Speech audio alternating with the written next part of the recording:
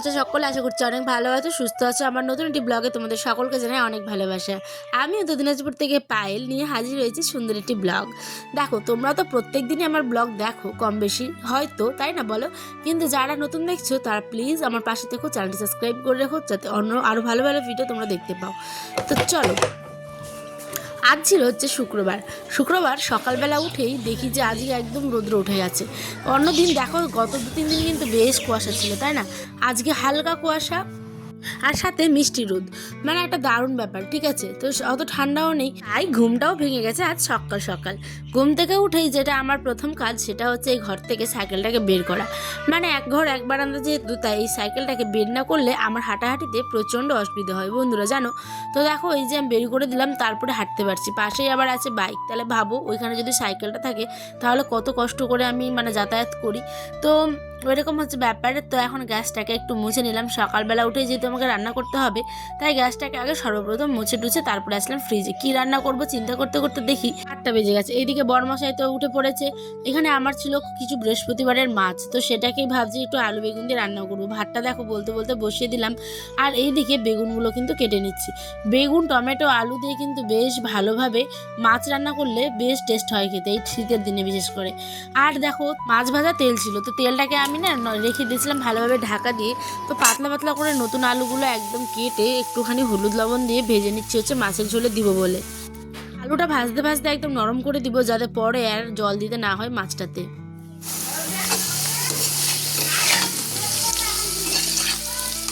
তো দেখো, ভাজতে ভাজতে কি সুন্দর নরম হয়ে গেছে। আর এদিকে একটু ফ্রিজে যেহেতু মাছগুলো রেখেছিলাম, ওটাকেও একটু তেলেখানে ভালো করে তেলের মধ্যে ভেজে নিচ্ছি।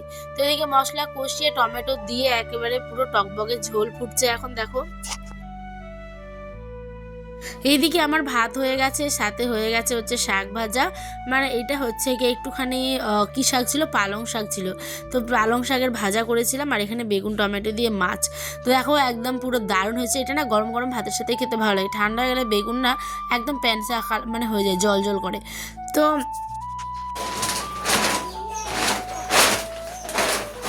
চলো চলো চলো। তো ওইদিকে রান্নাবান্নাটা হয়ে আছে, আর এইদিকে দেখো আমি এসেছি বিছানা গুছোতে। আজকে বিছানাটা একটু দেরি করেই মানে গুছোচ্ছি, কারণ রোজ দিন সকালে না আমি গুছোতেই পারি না। আয়নের আব্বা যেহেতু অনেকক্ষণ মানে শুয়ে থাকে, ঠিক সেই কারণেই। আর দেখো কোনো রকমে জাস্ট আজকে একটুখানি ভাঁজ করে নিচ্ছি, কারণ প্রত্যেক দিন এই মানে গুছোতে গুছোতে আমি ক্লান্ত হয়ে পড়ি বন্ধুরা, সত্যি। অত ভাঁজ করে পরিপাটি করে মানে কি বলবো আর, রাখা প্রতিদিন সম্ভবই হয়ে ওঠে না আমার, একদম ভালোই লাগে না। তোমরাও কি এরম হলো আমার মতো? মানে বিছানা গুছাতে একদম বিরক্ত লাগে। তো যাই হোক, চলো। আয়নের আব্বা বললো আজ নাকি খাবে না, তো ওইখানে ওই মানে খাবারগুলো আর কি ওর আমি টিফিনে প্যাক করে দিয়ে দিব, ওই ওখানে গিয়ে খেয়ে নেবে, মানে স্কুলের লাঞ্চ টাইমে খেয়ে নেবে। তো দেখো ভাত করেছিলাম, আর যেগুলো যেগুলো রান্না করেছি সমস্ত কিছু ওকে একদম ভালো করে গুছিয়ে দিব। দেখো ঘর ঝাড়ু এখনও দিইনি, কাপড় দেখো ওই যে পাশে চেয়ারে এখনও আছে, ওগুলো ধুতে হবে। মানে এই আমার রান্নাবাড়ি করতে করতেই আমার বেজে যায় হচ্ছে 9:30 10টার মতো। তাহলে ভাবো, আমি সকালে উঠেই কিন্তু রান্নাটা বসাই, বাসি মুখ চোখ ধুয়ে তাড়াহুড়ো করি। কিন্তু আজকে দেখো আমার এখনও মুখই দেওয়া হয়নি, মানে এতটা তাড়াহুড়ো করে কাজ করছি। যাদের বড়রা সকালে চলে যায় বাড়ি থেকে কাজে বেরোয়, তারাই জানো এই কষ্টটা। মনে হয় না সকালে উঠেই যাতে কিছু খেয়ে যেতে পারে, এরকম একটা চিন্তা। তো দেখো এখানে বেগুন দিয়ে মাছ করেছিলাম, সেটা হয়ে গেছে। একটু ফল দিয়েছি, একটু শাক দিয়েছি, সমস্ত কিছু একদম রেডি। চলো এটাকে এবার আমি ভালো করে সেট করে দিব, তারপরে আয়নের আব্বা কিন্তু বেরিয়ে যাবে। আর মধ্যে বাইকটা আমাদের খারাপ হয়েছিল, তোমরা অনেকে জানো। তো বাইকটা মানে সঙ্গে সঙ্গে এতগুলো টাকা দিয়ে মানে ঠিক করলো, কিন্তু তারপরেও না মানে কি বলবো, একদম বাইকটা ঠিকমতো স্টার্টই হচ্ছে না। কি জানি কি যে হয়েছে, আরও প্রবলেম তোমরা দেখতেই পাবে। দেখো কি অবস্থা। তো চলো এখানটায় আমি পুরো প্যাক করে দিয়ে দিলাম। এবার তোমার দাদাভাই বেরোবে, এই যে বেরোবে, সে আসবে রাতে স্কুল করে দোকান টোকান করে, তারপর একেবারে রাতে।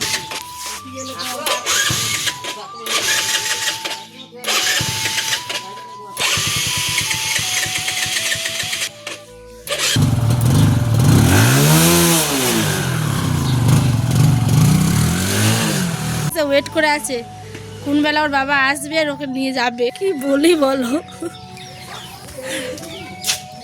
আমি এখনো 10টা বাজে, বাসি মুখটাও ধুইনি। হ্যাঁ ওই এখন এত দূর এসে একদম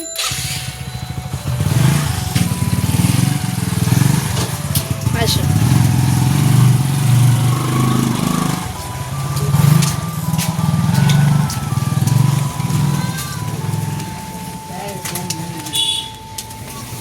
কি গাড়ি চলছে রাস্তাটাতে, তো যাও সাবধানে আছো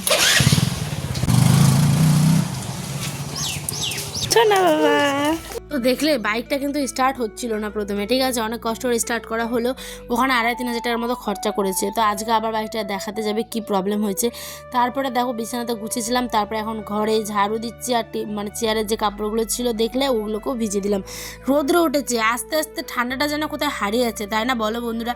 আস্তে আস্তে একদম এত পরিমাণে গরম যে কি বলবো, আমাদের টিনের ঘরে না এই ঠান্ডাতেই শান্তি জানো, কারণ গরম আসলে পুরো ঘরটা একেবারে আগুনের মতো গরম হয়ে থাকে। তো আর থাকতে পারি না টিনের ঘরে, ঠান্ডা চলে গেলে যে কত কষ্ট যারা থাকে তারাই বোঝে। তো গরমটা যে এখনই এত পরিমাণে পড়ছে হালকা হালকা করে, আস্তে আস্তে অনেকটাই কিন্তু গরম পড়ে গেছে, তাই না? সারা বছরটা আবার কীভাবে যে কাটাবো উপরওয়ালা জানে।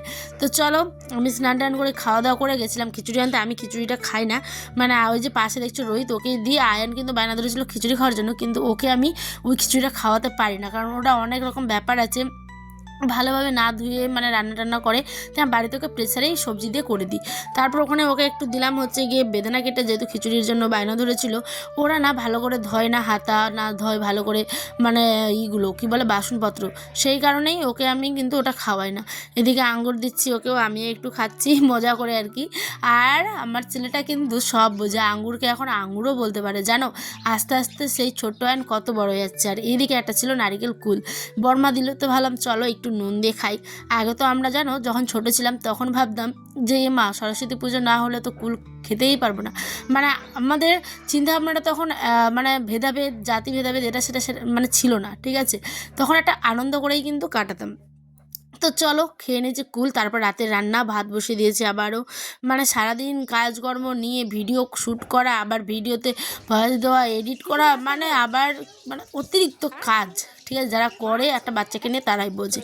তো রাত্রে দেখো অনেকগুলো ভিডিও ছিল, ওগুলো সব এডিট করলাম, ভয়েস দিলাম, এটা ছিল গতকালের ভিডিও, আজকে তোমরা পাবে। তো মাছ টাছগুলো ভালো করে ভেজে রাত্রে আবার একটুখানি আমি ফুলকপি আলু দিয়ে মাছ করব, ঠিক আছে। ফুলকপি এনেছে বহুদিন পরে আয়নের আব্বা। তো দেখি যে আমার বরমশাই আবার ওই যে গেছিলো সকালে, আমার রান্না করতে করতে রাতে চলে এসেছে।